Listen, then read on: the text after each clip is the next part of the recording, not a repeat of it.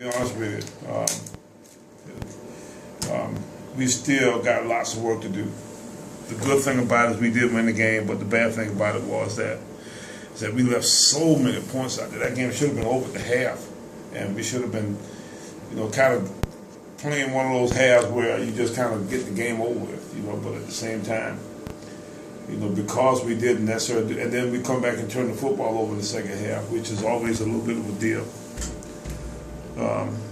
We end up fighting to the very end, but the one thing that we talked about a good bit preceding the game was that we would definitely have some adversity, and the way we reacted to it was going to probably be the deciding factor in the outcome of the game. And giving up the turnover and then giving up the deep ball right behind it, that put us almost right back in the same motor where we were last year on almost the exact same play. So for us to come back and to hold them off and then finally get a score and get a special team play and that kind of stuff was really, really big in the end. So it was a good game for us and a quality win for us that way too. So we're excited about now going on to the conference. Questions? You mentioned Wiley is the main quarterback, starting quarterback now. Is he the element now to keep things going? Well, let's hope so. One of the things we like to try to do is play to the strength of the ability of that position. The quarterback position is probably the most important position on the play, on the field. And he seems to give us something that gives us a chance to be able to consistently keep people off guard that way. He's not necessarily a one-dimensional guy, which makes us have to just run it all the time, but he's a multi-dimensional guy. It gives a chance to run it in different places and to be able to mix it up with some throw kind of stuff too. So I think that's probably the case now. We still don't have full clearance on LA anyway. And part of what we've got to do is see if we can get him back healthy. And then once we get him back healthy, see how he does in this style of what we got to get done. But he's got to buy in to really do a good job on the read zone action and some of the other kind of stuff that Wilder really sold this past week that gave us an opportunity to be successful. What made him lag at the beginning of the year and not started? Say it again? What made him lag at the beginning of the year and not started? You know what? We just couldn't seem to quite find the formula to get him going. And, I think it was one of those kind of deals where, he actually got the job by happenstance. It wasn't necessarily the fact that we felt like he was, any different than what he was previously. We just thought that because LA was hurt, get him in there and try to mold the offense around him. And, at that point, he's begun to take off. So maybe, if it had happened sooner, we'd been better off, but at the same time, it is what it is that way. How concerned are you for Brandon King in terms of his confidence, what's happening in the last 2 weeks? I'm concerned, but at the same time, Brandon's a pretty tough guy. He's an older guy. He'll be all right. The big thing for us is to keep going to him and to give him opportunities that way. And we think he'll protect football. In the second half, it seemed like the offensive line really sort of took a step back once Furman started getting aggressive up front. Is there a concern whether this offensive line can sustain that toughness through the four quarters? I didn't think it was necessarily the fact that we took a step backwards as far as it was. I think we had some different looks and some ill-advised kind of attempts under those circumstances. Some of the protections that we used, in third down were more designed for when people thought you might possibly run the football too. So some of the things that you see, was sometimes back predicated and sometimes tight end and wide receiver predicated on why we didn't gain yards that way. So the offensive line didn't play as well in the first half as it did in the second. It didn't play as well in the second half as it did in the first. But at the same time, a lot of it had to do with what Furman did to us and the fact that we didn't maybe adjust quite as well as we should have. Are you better defensively than you projected at the beginning of the year? Say it again? Are you better defensively than you projected at the beginning of the year? No, but we probably better on defense now than we deserve to be under the circumstances.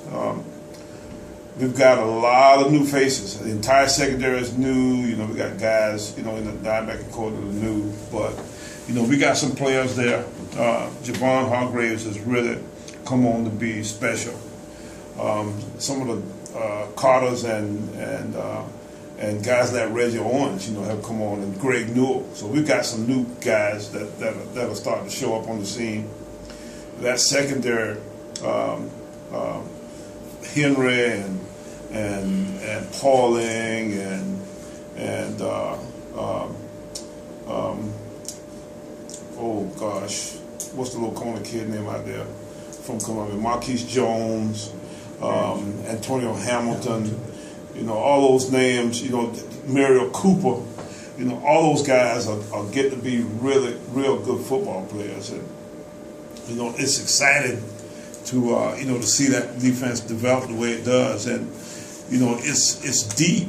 You know, the fact that we've got, you know, guys that can move in and out of there. We're playing Carlos Merritt a good bit, you know, at the nickel corner, some of that kind of stuff. You know, we're playing. We probably will try to figure out how to get maybe either Chestnut or Devondre Powell involved some here in the next couple of days. So, you know, we got enough depth there that, you know, that we seem to be coming along in a way that would give us a chance to really be a good, strong, deep, and it's a smart group of people too. You got, and people like Antonio Hamilton. If I look back through that secondary, almost all these guys, you know, are 3.0 students or better. And so you get a little bit of a sensation of the fact that how smart they are back there. And then the person who's had the biggest impact in our overall defense, new impact, is probably Darius Leonard. And, you know, Darius is a linebacker from over Lakeview, South Carolina. And Darius probably had about as fine a game this past Saturday as anybody's had in a while. You know, he had sacks, he had tackles for losses, he had tackles.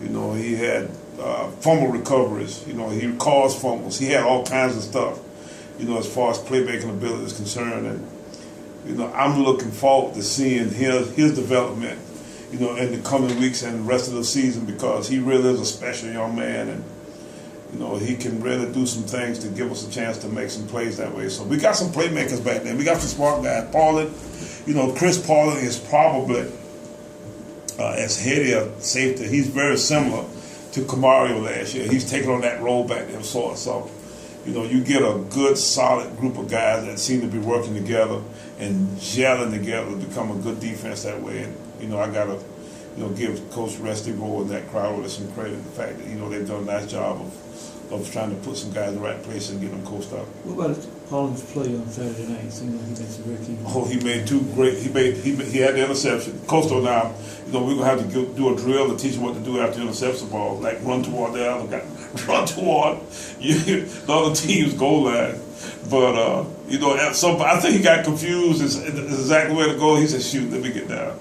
But and on the fourth down play, you know, he does. I hear Coach talk all the time about play the sticks, and that kind of stuff. And he was perfect in that regard because, you know, he sat right on the point where the guy was going to the hook. I think they ran a little stick route of some sort that, you know, they were going to pop it in there and just kind of give him a chance to make a first down. And he was right there, Johnny on the spot, and knocked that ball out. So he made some plays, and he continues to make plays. And he's a physical guy too, so he's a smart guy, you know, who understands what he's trying to defend and that kind of stuff. And, you know, it'll be fun to see how these guys play as the season progresses, because they still kind of learn, you know, each other, and the fact that, you know, that we are so young. The only other person I did talk about was Justin Hughes, and Brock both plays good too. And Justin is really kind of finding his own way. This defense has seemed to be a little bit better fit for him, because at the end of the year last year, you know, he had gotten to the point where he was kind of just playing the backup role. And, you know, he's really playing good now for us, and did a nice job of tackling guys before they got a first time. We couldn't get him to wrap up in the back. He just wanted to try to run and knock guys down. He's now actually running and wrapping guys up and getting them down on the ground that way, short of the first down, which has really been fun to watch. So that defense has played very well, and you know, let's hope they continue to develop in a way where, you know, by the end of the year they'll be one of the better defenses we've had here. What is Justin's? What has made him a different ball player this year? Who's that? Justin Hughes. What has made Well, I think it's got a lot to do with the style of play that we've developed here, with this new defensive approach that we have, and the fact that he's grown up a little bit. I think he does not want to go through what he went through last year when he was relegated to a backup role, and there's competition there. Those guys that are in that group, Deshaun Taylor.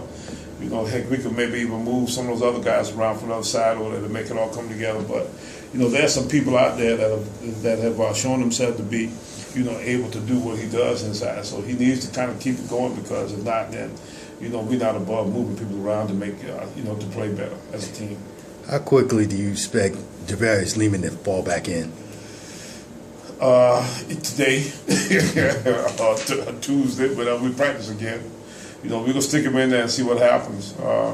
He's been practicing all the time, so that it's not like he's got any real rust to deal with that way. He was with the team all last year, all spring. So let's hope that he's ready to go in a way where we can.